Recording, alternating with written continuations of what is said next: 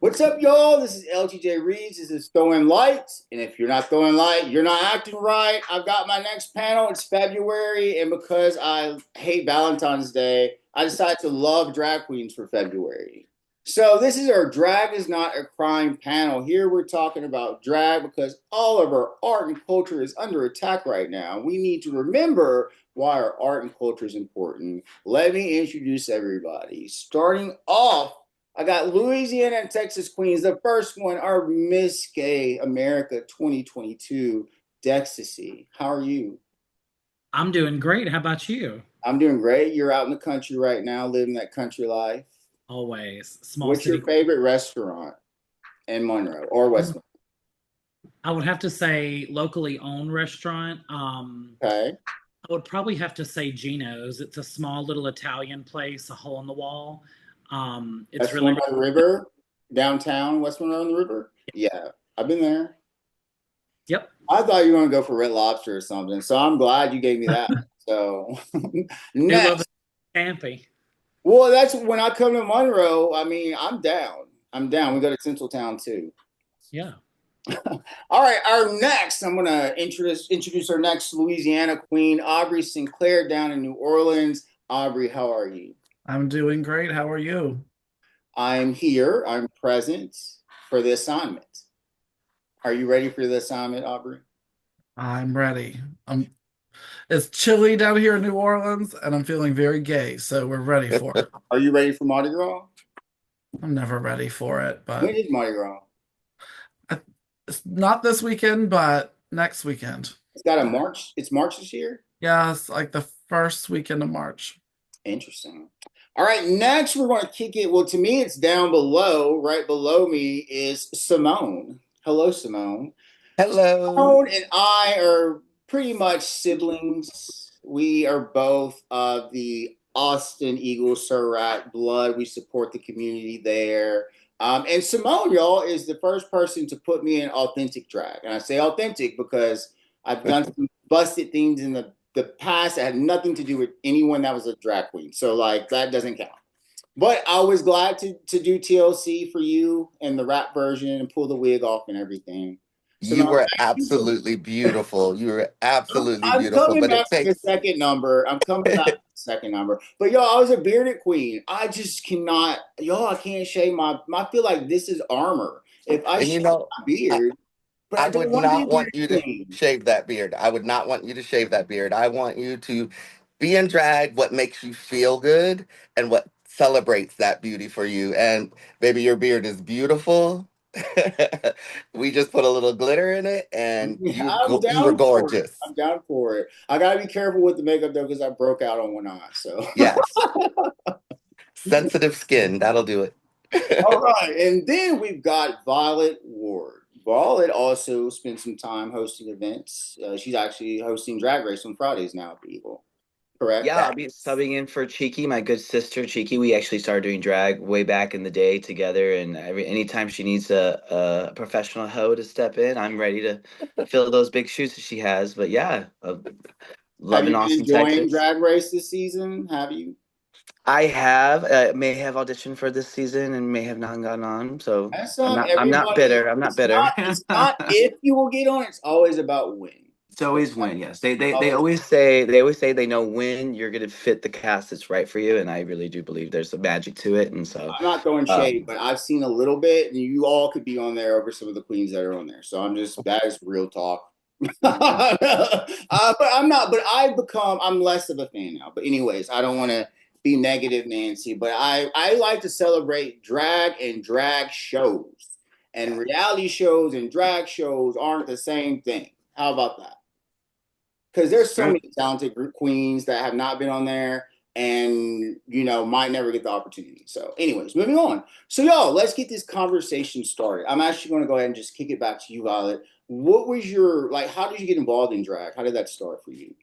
so I was one of the Halloween queens. That's how I first started. Oh my God, I think I first did drag Halloween 2012, and I just loved how pretty I was. I was Miss Idaho for Halloween 2012, and all my friends were like, "Oh my God, you're actually really pretty." I was like, "Thank you," and I loved the attention that I was getting. And then I think I did it again for Halloween like three more times after that. And then in 2017, a good friend of mine entered into a competition at Rain called Drag Class Semester 5, hosted by the fabulous Sable Cities. And it was Alicia Pretty, my good friend. She's like, I want you to do this with me. I think we'd be a really good pair and like dominate it. And I was like, okay. Little did she know that I was going to beat her, and I actually won the competition, and it just kind of blew up from there. Starting that following spring of 2018 is when I started. Like I just blew up right after the competition I won. Everyone just kind of took me more seriously, and I always treated it like a business, and so I put about I don't recommend this for anybody, but I put about $20,000 on my credit card, bought all the wigs, bought all the costumes. I was like, I want to look like the RuPaul queen, so I'm going to treat this like a business, and hopefully profit comes back later, and it did. And so once I looked the look, I got the books. So yeah, and then it just blew up from there. So, when you do drag, like, how does it make you feel? Like, what made you be like, you know what, I'm gonna put down 20 grand because I love this. I'm passionate about it, right?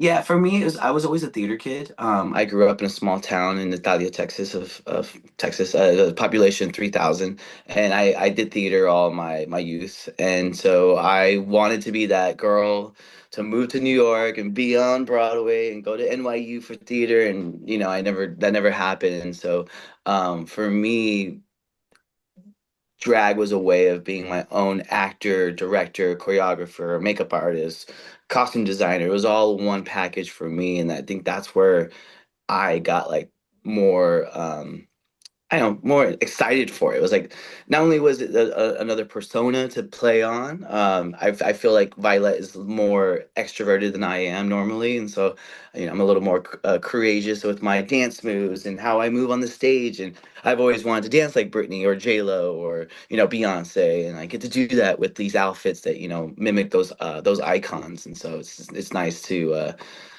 sort of role play, I guess you could say, but in the same way, using that artistry to, make a voice for yourself. Yeah. I guess really before Simone, I was a Halloween baby because I was Monica Lewinsky for Halloween in 2006. I was a devil in a blue dress. Yes, blue So dress. we're gonna dig up that picture. I wish I could dig it up right now and just be like, production, put the photo up. But anyways, so Aubrey, what about you? Aubrey, are you originally from New Orleans? I'm originally from Hammond, which is about Oh, now Hammond, no, Louisiana. Tell the us how North you got Shore. involved in drag in Hammond. Well, I first started drag in Baton Rouge at Splash. We all did. No, I'm sure. Yeah. It was about like the closest, I guess, gay bar at the time to where I was from, and I went out there. The first performer I ever met was Nicole Fox, Oh yes, my and girl, I Nicole love Fox. Nicole Fox. I love Nicole Fox. And I was infatuated with it, and I became friends with the bar manager Quentin, and they had started a Wednesday night. I guess kind of an amateur night. It was called Wigged Out Wednesdays, and they needed like some extra people to fill in and perform. And they said, you should try it. You would be good at it. Let's, why don't you just do it? And so I remember Nicole and Jimmy, Jade Lawrence, and Quentin kind of put me together and put a mix together, and we went shopping, and I did the Wednesday night, and I'm like, I thought it was pretty, and I liked the attention, and made some money, and they're like, well, can you do next month? And from it was just kind of a downhill slide from there. So I when I was at LSU, because I think that Splash started, it went from Icon to Splash when I was in college. yeah, it That's was already Splash when I was going out. 2 decades ago. I was going there. And this was around like 2008 when I went out. Okay, so I left in 2008. I left in 2008. And drag was because I went to Splash for a lot of drag shows, and I saw a lot of queens like come up. That I ended up putting on a show called Diva Nation, and I pretty much just got Remember that? from Splash to come over and do the show, and it was a great show. But that was probably, I did Divination 2. So I was one of the first people that pioneered that put drag on campus. So I'm gonna toot my horn there. Uh, I did that. So then let's go to you, Simone. You know, drag was your gateway into figuring out who you are. How did it start for you? I guess it started with me. God, ever since I was little, 5 years old, I followed my sister around everywhere and played Barbies all the time. I love Barbie. Barbie's always been she's just my hero. She truly is. She's always has and always will and forever will be. Um, the first drag show I ever saw was in Virginia Beach, Virginia. My family's military, so we moved all around. I was born in Connecticut, Pennsylvania, Washington State, San Diego, then Virginia Beach. I went out, wasn't supposed to go out. Went out with some friends from my theater class, and I saw one of the most beautiful queens, Jasmine Essex, and she was just Oh, phenomenal. And that next summer, I moved here to Texas after I graduated high school, and wow, it just Halloween again. I got dressed up and I was a cheerleader that Halloween. I was in beauty school and blew my hair out straight and just went up and down Dirty Six and to all the bars, and it was a lot of fun. And um, God, it was so awesome. I ran into a couple of my drag father and drag mother, Greg Dotson and Gigi LaRouche at the Rainbow Cattle Company in Austin. And yes, it's not here anymore, but I know I missed it. I miss it too. I miss it too so much. But so I did that, and they told me to come and audition for Miss Rainbow Cattle Company, and here I was in beauty school and at my first salon, and went with my friends and got dressed up, and I did the pageant. First thing I ever did, and Kelly Klein did my makeup, Pear Chanel, Vanessa Gordon, Goldie Haynes, my drag mother also, and I just followed them around, and they taught me everything. And God, that was 2003 Okay. when I first started, and I won Miss Rainbow Cattle Company 2004, and Goldie Haynes, my drag mother said, "All right, bitch, now you're doing it. So you go with me everywhere. We do everything," and it was just fun, and just to be glamorous and beautiful, and all day I would do people's hair and make them look like Barbie, and then I would get dressed up at night and go out and I'd be Barbie, and so it's just a lot of fun. What I And I love love, it. it just in talking, we're going to Dex. I love when y'all are talking about drag. You're so radiant. It's just so I love it. So Thank you. Dextaci, did you have a radiant journey? Yeah, so much like Violet, I grew up as a theater kid. If you could act it, I did it. If you could sing it, I did it. I was more of a vocalist, though. I was very, very hardcore and groomed in the American Choral Directors Association and Louisiana Music Educators Association. So I was your typical A plus first chair choir nerd. Yeah. Um, I was that. So the way that I sort of got into drag was, again, growing up in music. When I graduated high school, I was like, I'm done with anything artsy. It has consumed my life. I am tired of theater. I am tired of choir. I'm tired of opera, all of it. So I didn't have anything artistic sort of going for me that first year of college. And then at the time, I was working full time, and when you're in that 18 to 22-year-old time frame, you're going to work, you're going to go spend that paycheck. And so me and my friends found ourselves at every karaoke hole in the wall in town. The biker bars, the straight bars, you name it. We went to karaoke at every possible place every day of the week. Well, we eventually found ourselves at a gay bar karaoke called Corner Bar. And at Corner Bar, they had, Thursday night karaoke. And then I sort of started to become a regular there. And I started changing up lyrics on some of the karaoke songs, and somebody had approached me and was like, "Hey, you're switching up these lyrics." It was very much like Weird Al Yankovic. So I would kind of have fun with my karaoke, and somebody was like, "I think you should pursue drag," and I was like, "Absolutely not. It freaks me out. I think it's disgusting. I couldn't. Like, I'm just no. That shoe will never fit." But again, long story short, you keep going to the bar. All of your friends are the queens out of drag. You start going to house parties. And then one thing sort of led to the next, where here we are one night, and I was like, you know what? I'm going to do it. Um, it doesn't seem too hard to Milli Vanilli a song and learn lyrics and lip sync it. So I'm going to go and do this. And I started in I started doing drag in March of 2009, and that beast has not stopped. And yeah, that's how I got into it.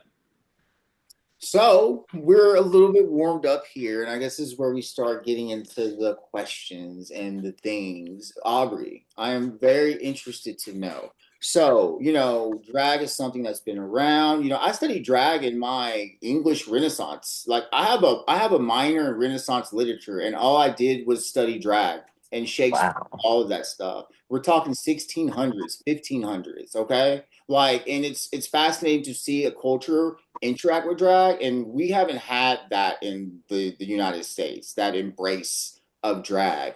Aubrey, if you were to go back in Hammond, what do you see as some challenges for people that might be growing up in your town to pursuing drag? No, I mean, like today, I think there's less challenges. I remember when I was in college and high school, there were no like queer spaces. There were no like no, there were no places to see a drag show that just didn't exist. I remember when I was in college, a professor I befriended taught a sociology of sexuality class, and every year she would, or every semester rather, she would have me show up in drag and do like be like a guest speaker, and I would do it like a little bit different every semester, bring like a different guest with me or a different perspective, someone with a different perspective of than me in the whole world of drag. And it was it was a little bit like controversial for some of the people in that class. You could tell because I don't think that they were really that exposed to what we did or had seen a drag performer before. Um, but now I go back and when I visit home, bars that were like very like known as like college frat bars are having like drag shows on like Tuesdays or Wednesdays, and they're doing all sorts of like different things on like college campuses. And like it's I think like with a lot of the TV shows like RuPaul's Drag Race, and there's a lot of doors that are open, that it's now I guess a little bit less taboo and more cool to do what we do, in a way that it's not so I mean, I'm sure some people are still offended, but I think on a college campus, people are a little bit more liberal minded when it comes to the arts. So, in terms of that, I think I think things are a little bit better than where they were before. With the recent things that are going on, I mean, I feel like it's even more important to embrace drag and the harmlessness Yeah, of I mean, I think it definitely matters where you go. Yeah, to your point, like, depending on what parts of the community, I think we've also seen like, I've also experienced, a lot of gigs that I feel like that we've had in more straight spaces. I think have I've experienced that they've kind of like come under attack, like I had a contract in like for a casino show, and I've had like a contract in some for like some restaurant like brunches, and with like the nature of some of the political things that are going on,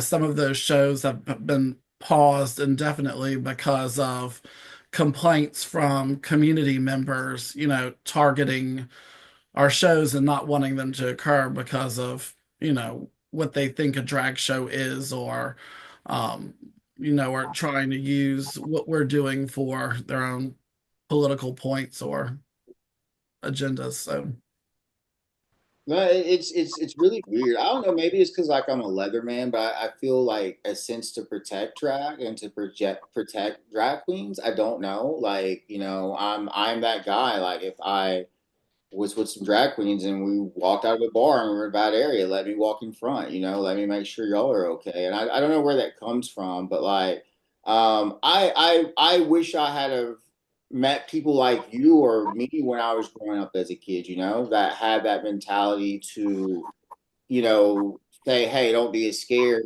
be yourself and all that type of stuff. And Dex might, relate to this a little bit more. And, growing up in Louisiana for me, like I don't think I knew anything about drag until I left home. I don't think so. same. I don't think I Same, knew what yeah. drag was until I got to LSU and went to a gay bar. I don't think I knew what that was. And I watched MTV and stuff, and there was like exposure and stuff, but I don't think I understood what that was. Dex, for you, how does drag empower you, on a daily basis? So that's funny you say that because drag and the drag side and the boys side have really counteracted or complemented each other really, really well. Um, the way that it sort of empowers me is, like I said earlier, I was a person that I didn't do theater, I didn't do choir in college. Like I went to school, I never finished it.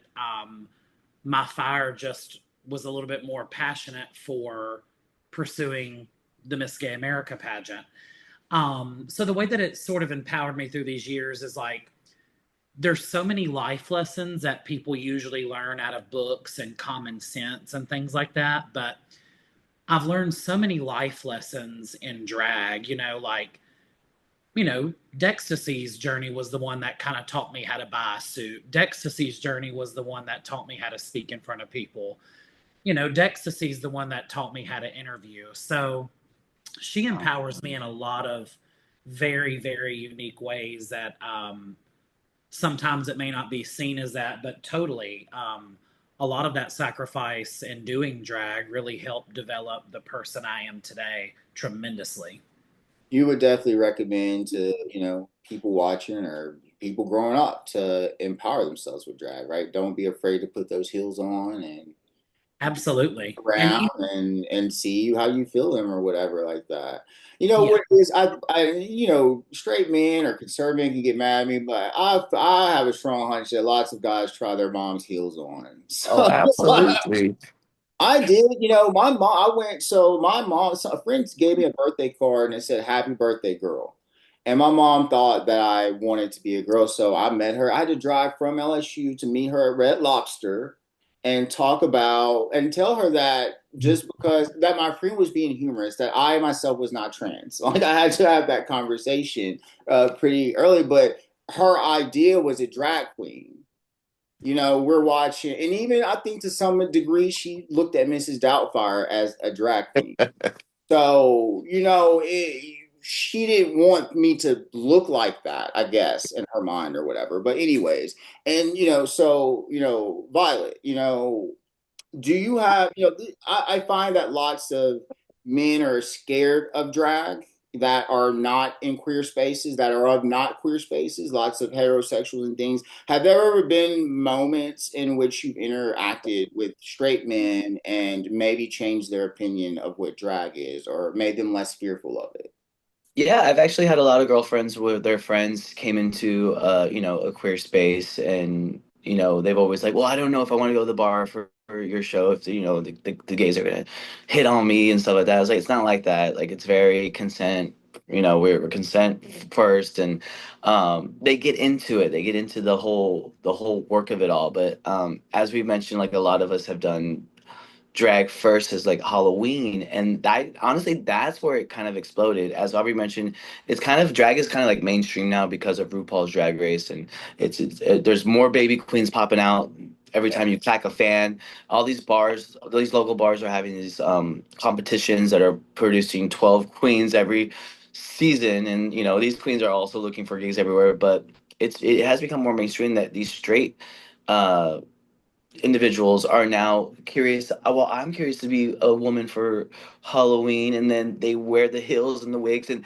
they don't want to do it half-assed. They're like they'll reach out to me and like, can you put me in drag? I was like, do you want to make full drag? They're like, yeah, I want to look like you. I want to borrow your titties. I want to borrow your good hair. I was like, you're not borrowing my good hair. I'm gonna tell you that right now.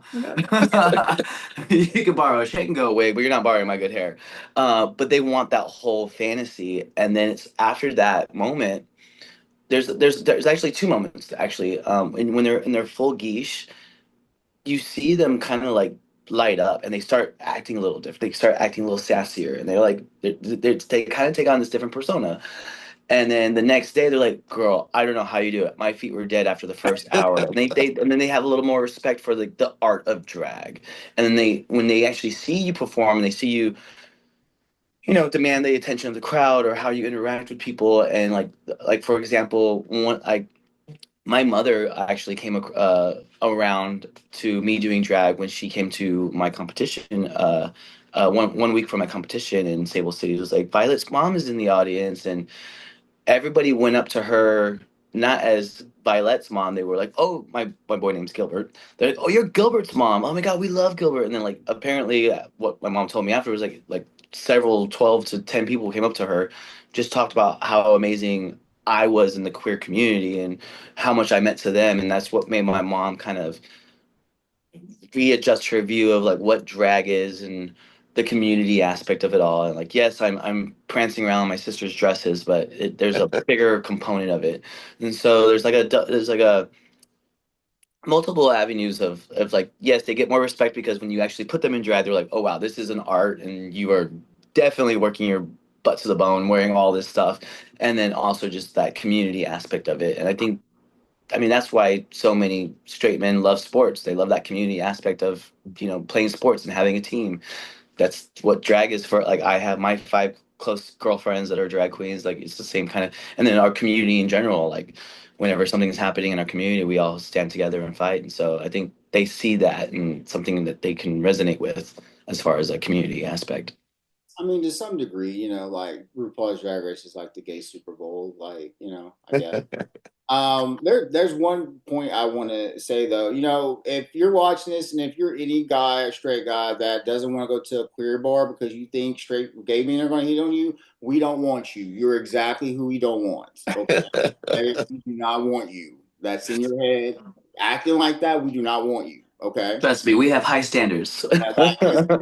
Top shelf. Somebody made a comment. Some guy at my job made a comment about, "Oh, Louis might, you're a guy, you might do something." I'm like, dude. First of all, that dude looked like his face, man. That it would a mother couldn't love that face. Okay, I was like, what? Don't ever say something like that and be so rude or to assume that just because of my sexuality that I want you. I will read you really bad. So. And not to throw stones, not, not to throw stones, but people that kind of have that mindset are probably ones that probably do that in a straight bar anyways to probably females. And I don't know. I mean, what makes you go into that mindset? It's, we're here to have a good time and dance. It's they're attracted to it and that scares them. Like when y'all do drag and they see you as women, they're attracted to it maybe in a dynamic one. One, to see what they perceived as a beautiful woman, okay, in drag. Right. And then two, to see themselves as that beautiful woman. There are two things happening there. And I think it scares, there's nothing is sexier than somebody with confidence, man, woman, That's true. and a heterosexual man that's going to put on a dress and forget about anything else but doing his job as a drag queen, that is beautiful. That's what we want. That's what we want to see. Not taking these things so seriously. That's why drag exists, to make fun of gender. Um, Simone, how when you were pursuing drag, did you look at drag as an exaggeration of femininity? Um, not really an exaggeration. I just looked at it as more being able to be glamorous at 3:30 in the afternoon, or just to be beautiful and be Ginger from Gilligan's Island at on a Wednesday night, just because it just to feel pretty and just to feel that thing. It's like I would sit and I would draw when I was little, or God, I would dress my action figures up in tissue and and scotch tape and color their outfits in, and I would just make that imagination. Your imagination is the most beautiful thing in the entire world, and a lot of us forget how to imagine and how to dream. And that's the best part about being alive, is being able to imagine and to dream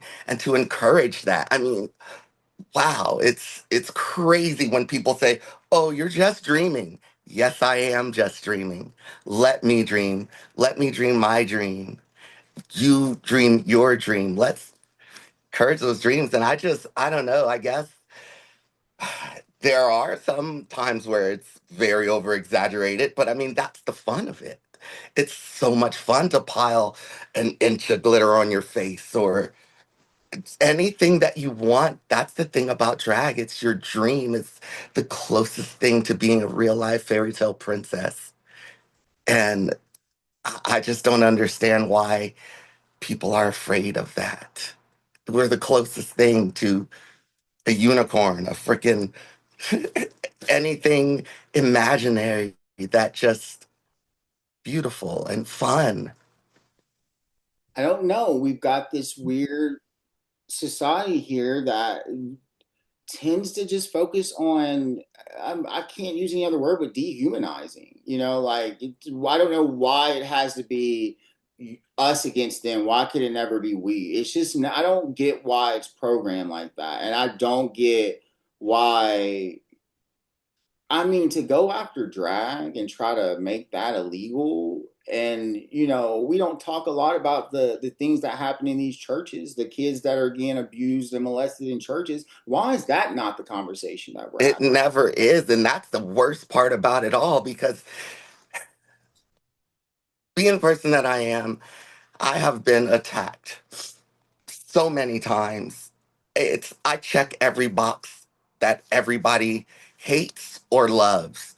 You like me or you hate me, just because I opened my eyes, just because I walked into a room, just because I'm laughing and smiling, or maybe I'm sad. And why are you like that? And it's like, we never get a chance. We went to see Wicked the second day that it came out, and so excited. And I hadn't spoke about this a lot, but I went with some friends, and we all dressed up, and I wear pink every day. I look like a schoolgirl all the time. And on a pleated skirt and knee socks, a sweater. I looked real Glenda. And we went to the movie, and it was the last showing of it, and we're standing outside. And my husband goes to use the restroom, and I'm standing out front texting him, letting him know I'm standing out there just waiting for him. Nowhere in the bathroom or anything. And I hear a woman screaming and yelling. And I go, wow, she's pissed off at somebody. She gets in my face and yelling at me, telling me I can't use the restroom. I'm not even in the restroom. I don't even like to use public restrooms for that reason. And I tell her, I was like, oh, honey, I'm sorry. There you are. There's no line. You can go ahead in the restroom. And she just started in and screamed and yelled at me. And it broke my heart. We just saw Wicked. I was sitting right next to her the entire movie. She totally missed the message of that movie. Why go to a movie called Wicked? You know what The Wizard of Oz is about. And she had a shirt on that said love more. And she comes at me that way. The thing that uh, was really good was I was there with friends that stood in front of me and protected me. And I hadn't had that. A lot of times people just don't pay attention, or I've been written off a lot if I've said, this has happened to me. No, why would someone do that to you? So I'm quiet. I never make a big deal out of things. And it really made me hurt that she was like that at a movie that's supposed to be so monumental and moving and progressive for us, for all of us, not just our community, but everybody's community. And she attacks me that way. The theater asked for her to leave. I videoed her with my phone. The police came to get her. She attacked the police. And I'm just like, what did you do? And I didn't stick around because I can't even tell you guys how many times I just, it really sucks that things like that have to happen. We can't even go to a movie theater and see a movie, and some woman who is a mother has the nerve to wear a shirt that says love more, and she attacks me for loving my life and seeing the movie that we've all been waiting for to come out, this beautiful thing. And I just, it's just not fair. For people that aren't watching, Simone is trans, and so her journey is more harder. And I don't think anyone on this thing will deny that. But I heard about what happened to Simone because we have mutual friends. So I knew this happened before she told me that this happened. And I was just like, what? I don't, it's always to me the better thing is to mind your business. Even if you got something to say, just if you don't agree with it, just walk away. But that's so over the top reaction to even have the police to come up there. You know what I'm saying? Yeah, but she threatened us with a gun. She said, I'm going to go to my car And and we get are my in gun and Texas. I'm going to We shoot are in all of Texas. y'all. We are in Texas. We do We have. are in Texas, but it's like, why is she going to threaten people at a theater? I mean, what do I have in my purse? I've got lip gloss and a vial of glitter. Okay. Or my phone. And that's just the craziest thing. It's like, I would never, I would never go up to someone and just yell at them and harass them if they hadn't done anything to me. My grandmother, my mother, my family, my father, everyone has taught me, you don't do that. You mind your own business. You keep your hands to yourself. Mind your own business. Aubrey, has there ever been a time where you felt that you've connected drag to heroism? Because drag queens are heroes, and have you ever felt that way as a drag queen? I think it definitely gives us a platform to be able to advocate for different causes and to put us in the spotlight to be able to make our voices heard a little bit louder. Um, there's something about when you get in drag that people want to pay attention to what you have to say a little bit more. I always say it's like the power of the wig and the makeup. I'm still the same person, but playing that character kind of like takes away a little bit of that third wall, and I can usually get away with a little bit more as Aubrey than I can with John when I am advocating for something. Yeah. Um, so yeah, definitely I'm more apt to speak my mind, be a little bit more poignant, be a little bit more direct. So heroism in my own way, when it comes to politics or causes or what I feel is right. Did you feel an increase in confidence to drag? Yeah, definitely. In certain ways, for sure. So Dex, you know, how do we use this? How do we use our heroism? How do we use our experiences? How do we protect drag now in the present? what are some ways that the community can protect drag? So the way that the community can protect drag is earlier today, this afternoon, tonight, the hours have all kind of combined to me. We have to start making sure that we're honoring our roots and our history and uplifting and supporting. I say that because just today there was an announcement that Bolt nightclub. Yes, I got the text message before we got on here, girl. So, an example of that is the way that we can protect, the way that the community can protect or shield the queens is making sure that you're going to the LGBT bars and event spaces and supporting those events. Yes. And again, stuff like RuPaul's Drag Race has made drag accessible and more okay in a mainstream setting. But those girls that are on TV, these performers that are on YouTube and Instagram doing makeup tutorials, those foundations, that culture, everything that we do, whether it's pageant drag or RuPaul or whatever the case is, it all started in the secrecy of those bars. So there's just something sacred about when you're a queen or a performer and you're in a gay bar versus when you're at an event space that's doing brunch and there's a million straight people. Not that we shouldn't celebrate diversity, but there's just there's a more let my hair down vibe when I'm at a gay bar versus when I'm at a casino.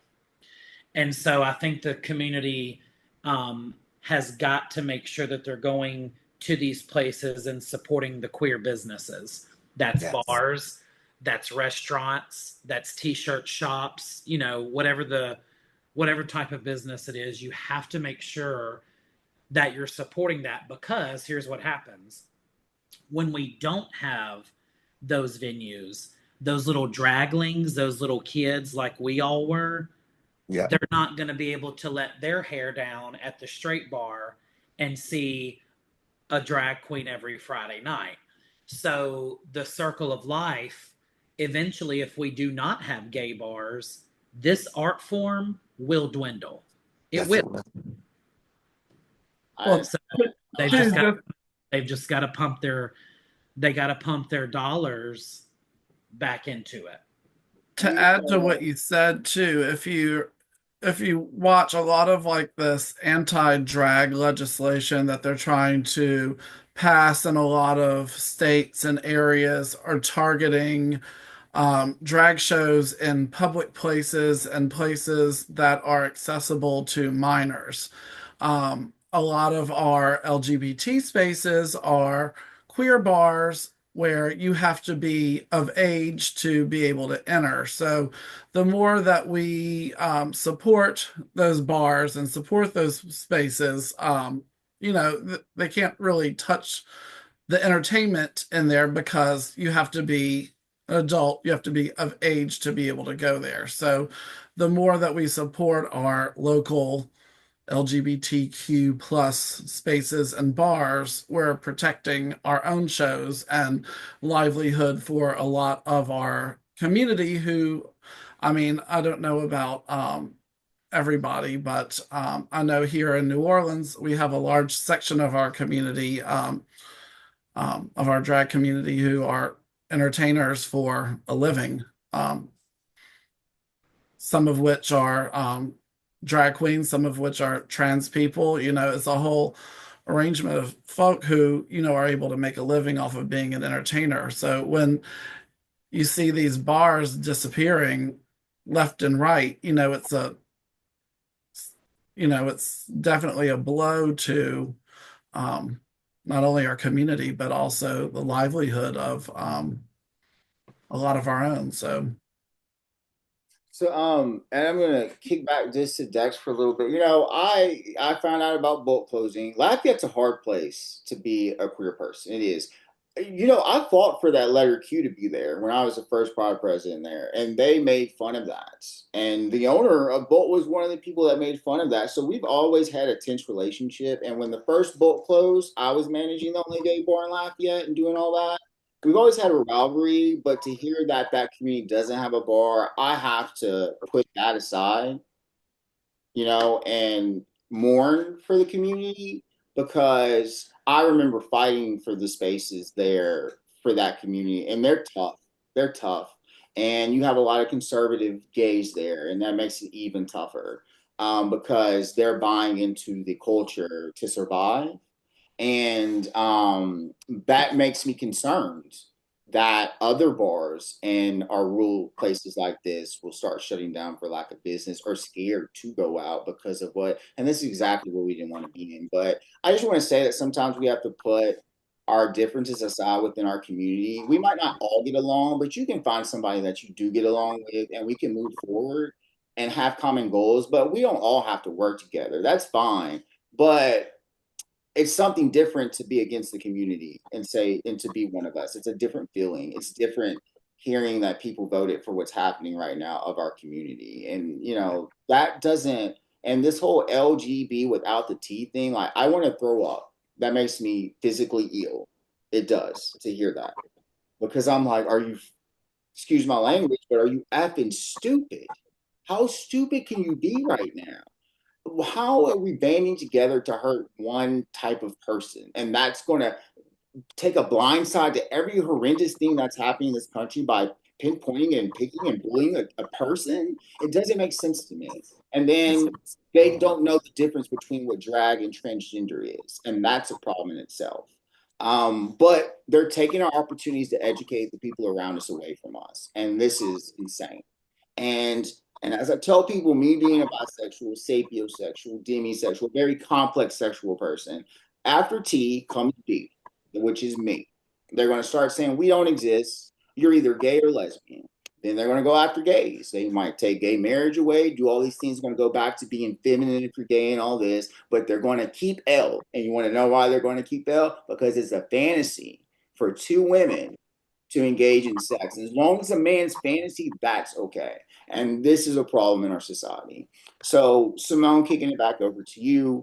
Um, we know there's some things that just are fundamentally wrong with people. But how do we encourage those that are trying to come out in drag, are trying to come out as themselves? How do we keep them going in this climate? How you keep going? I know it's tough. It's really hard. I was hairdresser for 20 years. I started doing hair when I started doing drag, so the both of them went hand in hand. 2000, God, 2001, I had hand and wrist surgery, and I couldn't do anything. I couldn't, nothing. I had to just sit home. I couldn't do drag. I couldn't do hair. My whole life was gone. The thing is, we need to recognize our friends, our family. We need to pay attention to people who around us all the time. If you see somebody that's beautiful, you tell them they're beautiful. You encourage your friends. You encourage people that aren't your friends. I mean, we're supposed to make friends. That's how we're going to get through everything. Is we have to stand together. We have to do these things together. I mean, if it wasn't for I mean, how many people listen to Beyonce's music? I mean, who put her together? Where did she get that hair from? Her clothes. People, we do everything for everybody. It's a joint effort for all of us to survive. I mean, it's just, we're everywhere. Everybody's everywhere. Everyone needs to realize in your family, no one can say that their whole entire family is specifically just one thing. My background, I am so racially diverse, and people have no clue. But we have to stick together. We have to encourage each other. We have to stop shaming each other. We have to make sure that we take care of the people who need. I'm part of the International Court System. It's a nonprofit organization. We raise money for charity, for to help medications, to help keep your lights on, to just help you keep going. And it's crazy how many people don't come out to our shows or how many people don't participate or help us out. I've been a part of the court system my entire drag career, my entire career, and I always will be because that's who we are.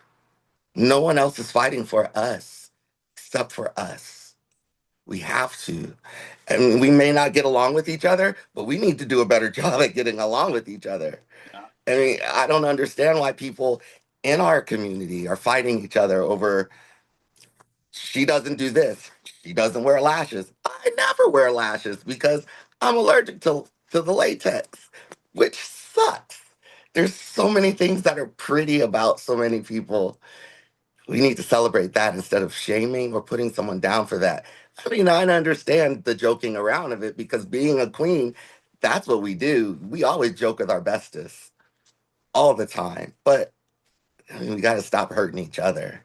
Yeah, I Got was to. I was in that headspace this weekend because I had two events, and for the first time, like it was like they didn't even happen. Like there was no one, and I had a moment where I'm like, I can't keep being the future for the community, and like, but then I'll come and do this. And I remember, wait, I'm doing something. I am showing unity because it's hard. It is so hard. I've had my own mentors, people I look up tell me like, oh, people getting along, good luck. I'm like, well, this is a different message than what we're sending out in public. If you're Yeah. saying we're just going to give up on unity, it hurt. Like I'm so exhausted, and I know that everyone might be thinking like I'm killing all this, but like there are so many moments of like frustration and confusion, and I've had to learn that just because someone is of the same thing as me